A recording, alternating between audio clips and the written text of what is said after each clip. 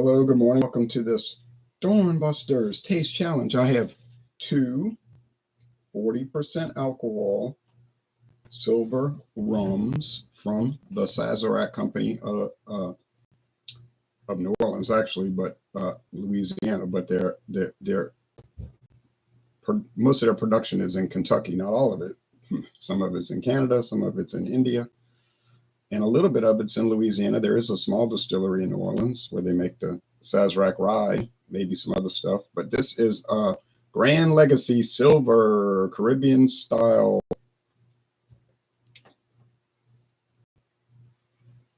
rum with natural flavors. It was introduced, forgot to put that, introduced in 2004, or is it 6? I never can keep track because they always seem to be around that same time. I think that's when they started doing a whole lot of private labeling. Although they've done it for years. Let's see. Grand Legacy. Yeah, 2006. June 30th, 2006. Okay, let me add that to the notes. Introduced in 2006. Now, funny thing about this product, it was produced until about a year ago for maybe 2 years ago. CVS Pharmacy, believe it or not, CVS Pharmacy sells in Louisiana. Now, other states you can't sell liquor in a pharmacy, but in many, I guess most states, but in Louisiana it's kind of wide open on that. I was in CVS yesterday. Happened to be in New Orleans, and I spent more time there than I wanted to, but I was there, and I went into CVS Pharmacy on Canal Street, looking around. I wanted to double check. There wasn't any Grand Legacy of any sort on the shelves. Now, the last time I went there was a couple of bottles left of Grand Legacy vodka, the red label. So that's been discontinued for them, but for them. I noticed on the trademark data, there's a new listing for the same product, but now it says Casey's General Stores. Casey's is a Central USA, Central States convenience store, gas station.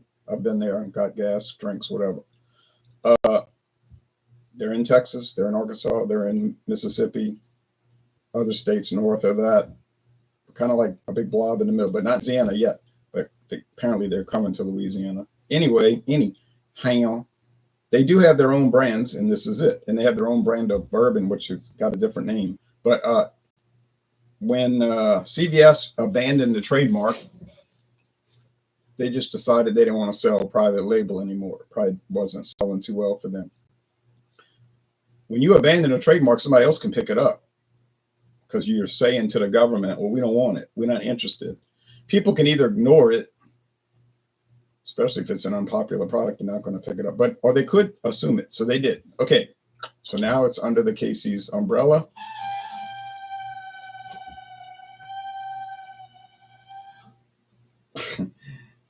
And it's still produced by the Sazerac Company over there. And it used to say Caribbean rum, but now like this bottle says Caribbean style rum. I don't know what that's really supposed to, I really don't know what that's supposed to mean, but that's what they claim that it is.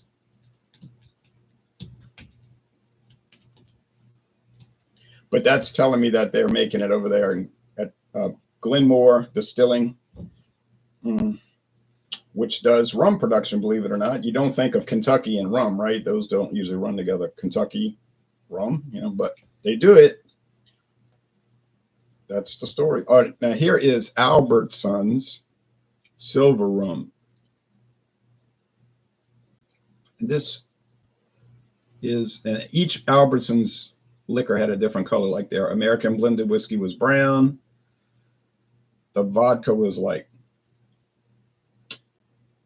red. I don't know why vodka is always red. And the Canadian blended whiskey was purple because, royalty, Crown Royal, King King of Canada, and all of that stuff. But they don't have this anymore. And when Albertsons was getting rid of it, they sold these for $2.99. It's a half-size bottle. So $2.99, I bought 2 bottles. So that's $5.98 for a full size. Hey, I'm game, you know. But this one says, I'm pretty sure it says produced in the Caribbean island, West Indies. Bottled by County Line Distillers. That's a Sazerac alias. Product of the United States Virgin Islands. Okay. A lot of their rum used to come out of the U.S. Virgin Islands, most likely St. Croix and almost assuredly Cruzan Rum Distillery. But there are others. But Cruzan, I know Cruzan does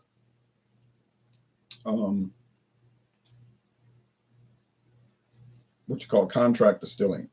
Virgin U.S. Virgin Islands rum. But that's it. It's no longer made. But I did find, you know, and if you go to Albertsons today, it's gone. But they replaced it with another private label, although I have seen that at other stores that are not affiliated with Albertsons, but don't know why, but I did. It's called Kings Bay. Started seeing Kings Bay. And when they got rid of the Albertsons tequila, I started seeing Bandolero, silver and gold. Never tried Bandolero. Some people say it's good. I would question that, but whatever the case, doesn't matter. I have seen Bandolero at other stores that are definitely not affiliated with Albertsons, like Star. No, Savannah Discount, I think. Well, it might have been Star also. How can you see how would you find a private label at a store not affiliated with the private label owner? Well, that's because from my reading of private label, they can lease it out or not lease it, release it to other stores. In other words, like they might have too much stock, apparently, and they'll tell the distributor, look, we'll sign off on it. You could sell it to other stores. You might have to get maybe 1% cut of it or something, like some arrangement like that. Or whatever the case, I have most assuredly seen Bandolero at other stores, but you'll always see it at Albertsons. Like if you go to Albertsons, they always have Bandolero, and it's always really cheap because their private label stuff is cheap. Not always bad though. Well, yeah, the Canadian Crest, Canadian blended whiskey is pretty good. It's made by Sazerac Canada. 75 South American blended whiskey. It's comparable to other American blended whiskeys, meaning it's inexpensive and it tastes like ethanol with a little bourbon mixed in, but truthfully. But I haven't tried their Samuel Grant Kentucky straight bourbon whiskey yet, which they had, right after I bought it, of course, they came out with a fancier, newer, nicer looking label, but oh well. Samuel Grant, not famous, but at every Albertsons and any other Albertsons affiliate, like United States Grocery and Jewel Osco over around in the Chicago area, it's always like $9.99, you know. But you get a better deal if you get the big jug bottle. But haven't tried it yet. Have it on the shelf. Haven't opened it. It probably tastes suspiciously identical to Ancient Age. Now, they told me on the phone, Buffalo Trace people told me on the phone, the lady on the phone said, we never take a bourbon and she said, none of our bourbons are rebranded. In other words, they don't take the same bourbon and just put a different name on it. So we never do that. None of our brands. Notice what she said. None of our brands. Now, she didn't say that they didn't take their brand and repackage it as a private label. I guess that would be fine. You know, it's funny though, at Albertsons, they got Samuel Grant, and right next to it is Ancient Age, 3-year age, 80 proof, from Buffalo Trace, from Legacy Distilling or whatever alias they're using, but it's all the same people, so it's comical. Cracks me up. Now, these are both clear, so there's no reason to obscure the, you know, I don't have to close my eyes or anything. I'm not going to glance down and say, oh, that one's darker. They're both clear liquid, so They look like the water. So that's not an issue. Jason Whitcomb says, "Hey Jay, great challenge. Great challenge. I was in the Dominican Republic a few years ago and went on a rum distillery tour. That sounds like a lot of fun. Also had fresh Presidente there. It seemed to taste better there. Well, yeah, most likely that's the case because Presidente is produced in the United States in New York at Baldwinsville and Anheuser-Busch Distillery under the strict supervision, of course, of Cerveceria Dominicana. But after all, Cerveceria Dominicana is owned by Anheuser-Busch InBev, so you would assume they know how to make their own product. You know what I mean? Like somebody was showing a Budweiser in Canada made by Labatt, and they were saying, Labatt has a license to Budweiser in Canada. Well, that was true in the beginning, but now they don't have a license because Labatt is owned by Anheuser-Busch InBev. You don't have to get a license from yourself, right? You don't have to get permission from yourself to make your own product. So that's how that works. It's like Corona, Modelo. Yeah, they're made in Mexico under the umbrella of Constellation Brands of New York State. But that's because the U.S. government did not want to let Anheuser-Busch own it, so-called, in the U.S. because that would give them a monopoly, they claim, a majority of beer sales in America. So they had to give their license. In that case, they had to give their license to another company to sell it in America. But who distributes Modelo in the United States? Every time I see them distributing it, it's the Budweiser guy, Anheuser-Busch, Southern Eagle, or could be Western Eagle. They got different Eagles, and they got their pallet jack. And I say, look, there's Corona right there on the pallet with the Budweiser and the Bud Light and the Modelo. I mean, so I don't know who they're fooling or what this game is that they want to play. Wondering if Anheuser-Busch bought the brand or not.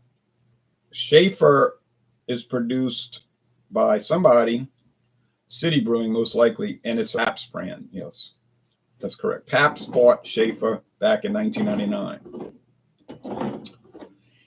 And they still make it, barely. We used to get Schaefer like common in Louisiana. You could go to bars and they had Schaefer like on special, $1 a can, No, I mean, but and you go to the grocery store, they had the suitcases, 24 cans, 12-ounce cans. They called it the Weekender. They had Schaefer and Schaefer Light. It was just everywhere, and it was good. I liked it. It was just as good as any other major beer. And but man, once Pabst bought it, you stopped seeing it. It slowly disappeared, and then Schaefer Light eventually disappeared about 8 years ago. And I said, I think Pabst is doing this on purpose. In my mind, they were doing it on purpose. They're buying these brands to get them off the shelf because they want people buying what? Pabst Blue Ribbon, or now Pabst Light, because they brought back the Pabst Light. They used to make it in the past. People claim, it's they never make. Even they said on the Pabst, but they're cagey. The first new light beer brand in so many years. Yeah, new brand, but not new to the market now, but not new because I was looking at old advertisements. I remember Pabst Blue Ribbon Light.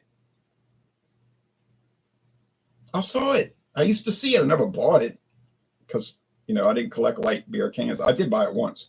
So I don't know what that's all about. And then if you go to Canada, they got the new Pabst Blue Ribbon Light and the old cans, the old style cans. So I said, man, I can't get over this. I can't find it anymore. I haven't seen it in about 12 years. Yeah, same thing. I see they wanted to phase out of the brands. I remember Pabst Light as well later, that Easy stuff. Easy was really low, 3.8%. But I don't know what their story was with Easy because it tasted good, but they never pushed it. It's like it's like Pabst Extra. You couldn't find it. That strong, the black can, you can't find it. Okay. So super Herbie. So it's a strange company, but I really believe that's what they did. They collected all these brands, probably bought them cheap, and they might produce enough to keep the trademark ownership. You know what I'm saying? Like oh, the trademark's about to run out. Because if you don't use the trademark for so many years, you lose it. Because the government's going to say, well, you're not interested in it, you abandon it. Inactivity. But right when they'll reach the threshold of they'll be tagged with inactivity, because what happens, another company can take it over. Like Marvel comic books did with Captain Marvel. DC was not doing anything with it. And believe me, Marvel didn't care anything about Captain Marvel, but they cared about getting back at DC, like revenge.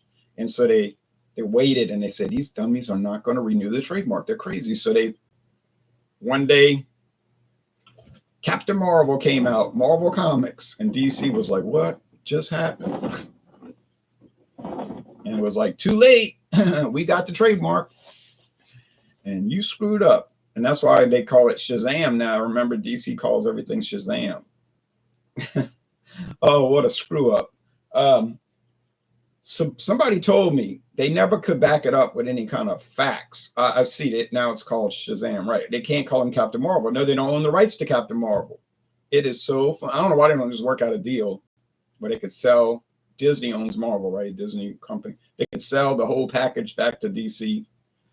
Or they probably did approach them about that, but they probably want so much money. They're like, man, screw you. We're not paying all of that. Nobody even likes Captain Marvel. It's not even popular. It made a movie, it bombed. People didn't like the movie. They said it was comical.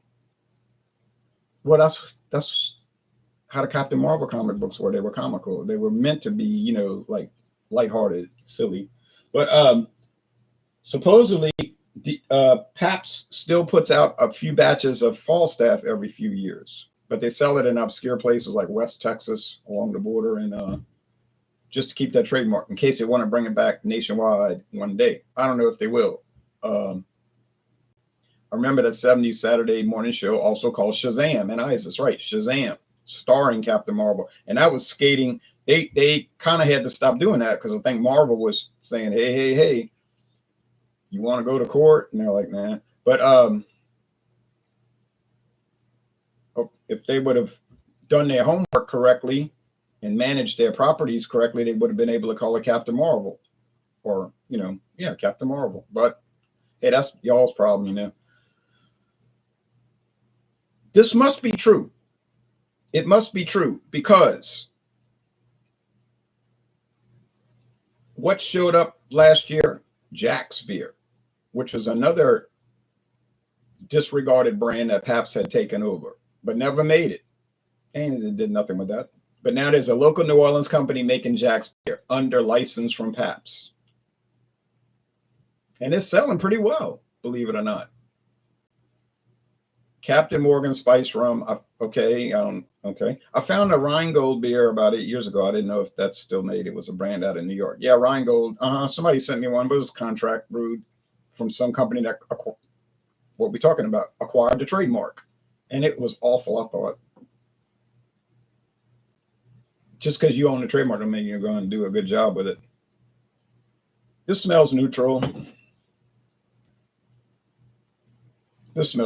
So appearance, clear, look fine, no problem. Aroma, there's not much happening, so you have to dock it on that. There's not a whole lot of bountiful aroma, where there's not any. But when I did Cane Run yesterday, it was full of, the aromatics coming out. It was really impressive, especially the oak. It was pretty bad, but I like the bottle for nostalgia, says Jason. Yeah, that was what I was impressed with. But I mean, come on, man, do a good job. But at least the Jack's was pretty good that I tried.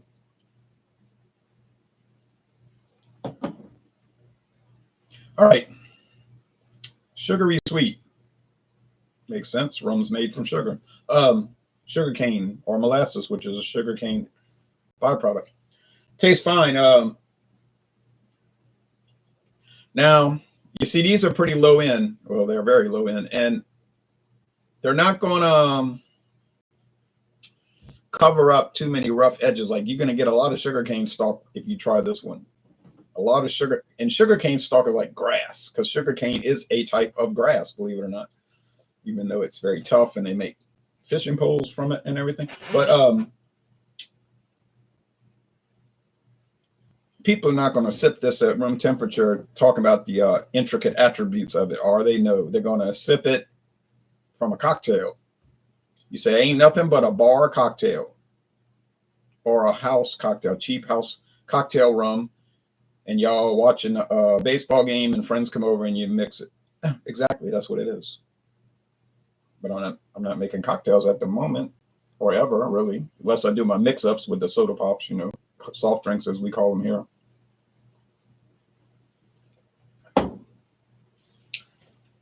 Same thing, but maybe I'm getting a little vanilla. I'm getting a little vanilla here. Now you say vanilla in rum. What is all that about? Yeah, well, it does say rum with natural flavors, which if you research the regulations is mostly a meaningless statement, since rum is allowed to have natural flavors in it, and they don't even have to put it on the label. Label disclosure not required. I know that. It's a fact. I was looking at the regulations just yesterday on taxandtradebureau.com, .gov. So could your favorite rum be jacked up with natural flavors? Yeah, it could be. And they don't have to tell you that. But if you like it, but if you enjoy it, what difference does that make? It doesn't really make much difference, does it? But it can, and like Canadian whiskey, they can add flavoring and they don't have to tell you. American blended whiskey, they can add flavoring, don't have to tell you. Brandy, they can add flavoring, don't have to tell you. Same story, repeated, right? Why is the rum always gone? Herbie, are you all right?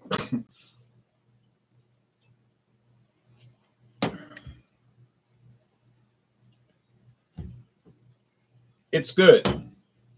And there's not much else to say about it. Light to medium body, dry finish, same old story. Mostly dry finish because you do have sweetness with these things. But remember, there's really no sugar at the end of the distillation and aging and filtering. There's no sugar. The sugar is all converted to alcohol. So what you basically have is alcohol and water, and they water it down to 80 proof. Simple. And they use tap water. They don't use bottled water or spring water. I think Herbie is quoting Jack Sparrow from the movies with Johnny Depp. Okay, I've never seen those movies, so those things go over my head. People make movie quotes all the time, and I just think they're like maybe have drunk too much or something. Am I correct? Okay, so which one of these would I buy?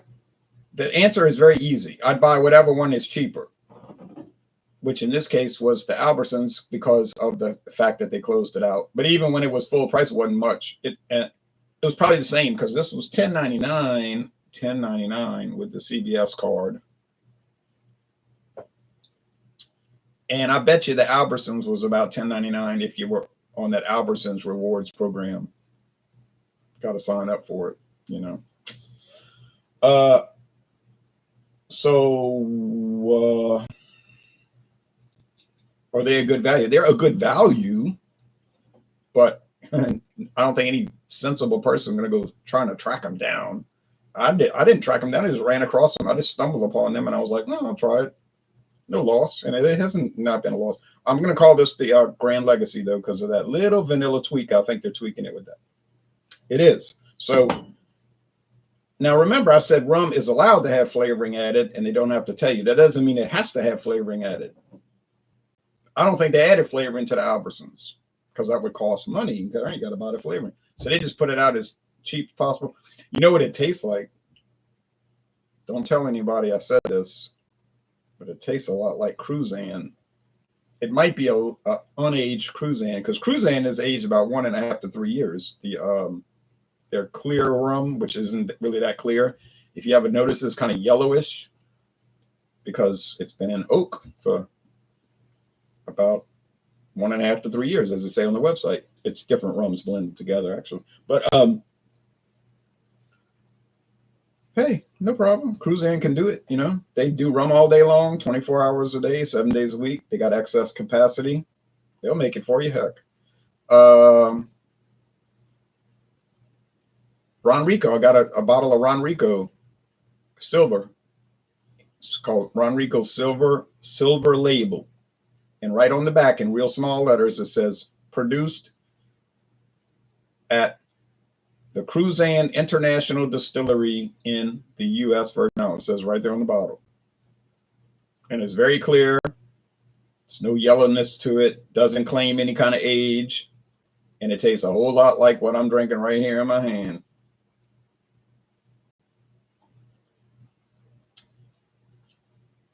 I like it. I'll give this at the worst, B plus 88. So I'm saying the 8.8 out of 10 is the worst score I'd give it. Worst score. But the whole video is meaningless because you can't get it anymore. Of course, about 2 years ago, I said that, and I went at Albertsons and they had a whole shelf full of it, these half size. I was like, whoop, they must have gone in a warehouse and said, get rid of that stuff, sell it. Thanks for the Dawn Busters review. Can't wait for Stout Sunday. Oh, thank you. Well, we're not doing Stout Sunday today. We're doing Super Sunday. Any beer, wine, liquor. I think the next Stout Sunday is not going to come till June 8th. That's fine because I got a stout, chocolate lava cake stout from Wisconsin, and it's enjoyable. To me, my friend David didn't care for it. There was a bar I used to go to in the early 90s, says Jason, where they got in trouble for using rum extract instead of real rum in their drinks in order to get people to drink more for more money. Yeah, well, that's a fraud. Lost their license for about a month. Nice. Super Sunday. Yep. So, what would I score this one? Now we're off the air. I'm going to go turn on the news. You would think it's going to be terrible because it looks cheap. You know, it just looks like a store brand, but it's not terrible. I'll go with a B, 8.3 out of 10. I don't see that as a problem. Oh, thank you for enjoying the morning session, skateboarder. All right, go and turn on the news. Then I got to go walk a mile, keep my exercise. I walked a lot of miles in the French Quarter yesterday, though. I was walking and it was so hot. It's like 91 degrees and the humidity was through the roof. It's like you're walking in a steam bath. It was crazy. All right. Well, but not unusual. Y'all take care. Bye-bye.